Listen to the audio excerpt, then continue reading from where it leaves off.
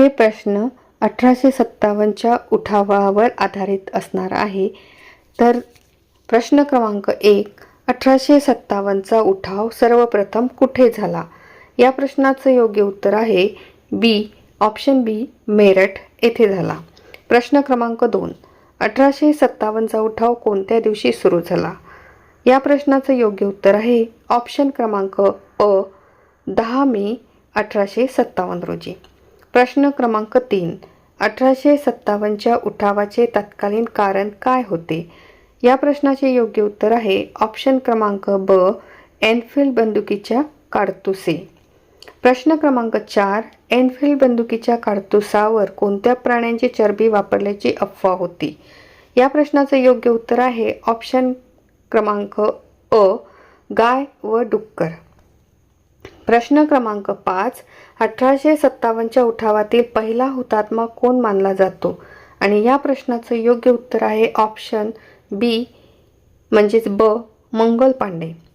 प्रश्न क्रमांक 6, मंगल पांडे कोणत्या सैन्यात होते? या प्रश्नाचं योग्य उत्तर आहे ऑप्शन अ, बंगाल सैन्य. प्रश्न क्रमांक 7, उठावाचे प्रतिकात्मक नेतृत्व कोणाकडे सोपवण्यात आले होते? आणि या प्रश्नाचं योग्य उत्तर आहे ऑप्शन ब, बहादूर शाह जफर. प्रश्न क्रमांक 8, बहादूर शाह जफर हे कोणत्या घराण्याचे शेवटचे सम्राट होते? आणि या प्रश्नाचं योग्य उत्तर आहे ऑप्शन ब, मोगल. प्रश्न क्रमांक 9, कानपूर येथे उठावाचे नेतृत्व कोणी केले? आणि या प्रश्नाचं योग्य उत्तर आहे ऑप्शन अ, नानासाहेब पेशवे. प्रश्न क्रमांक 10, झाशीमध्ये उठावाचे नेतृत्व कोणी केले?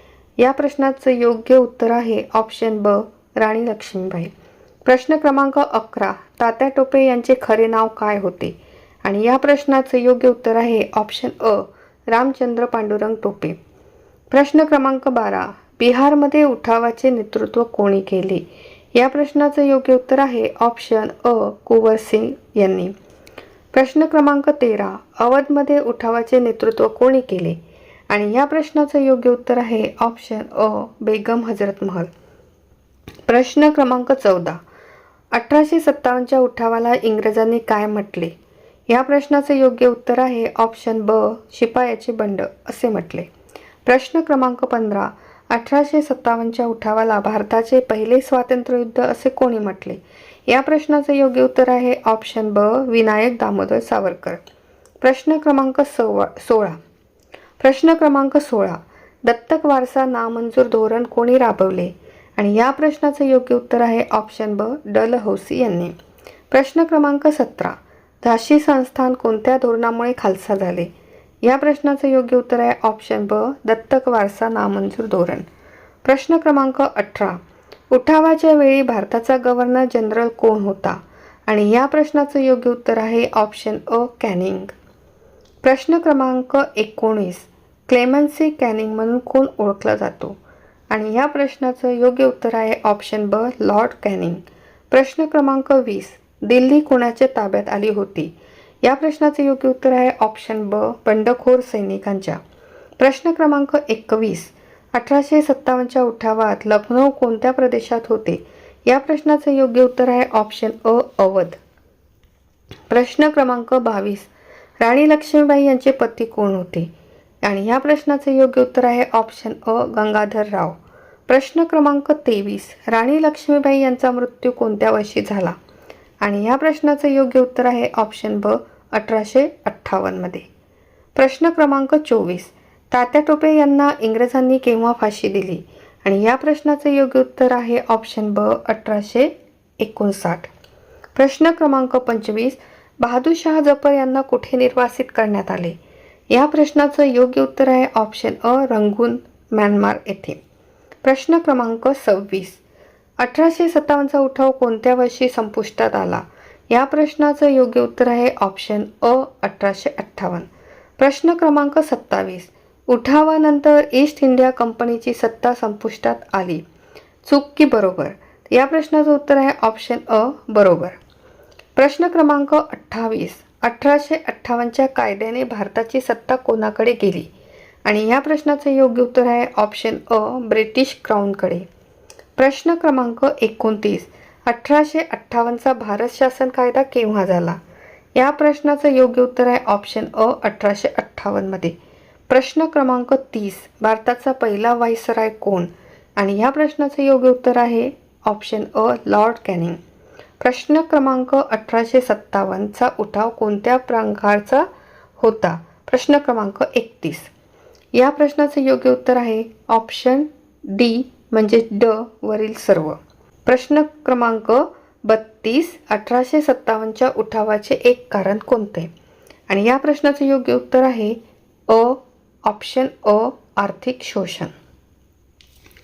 प्रश्न क्रमांक 33, उठावात सर्वाधिक सहभाग कोणी घेतला?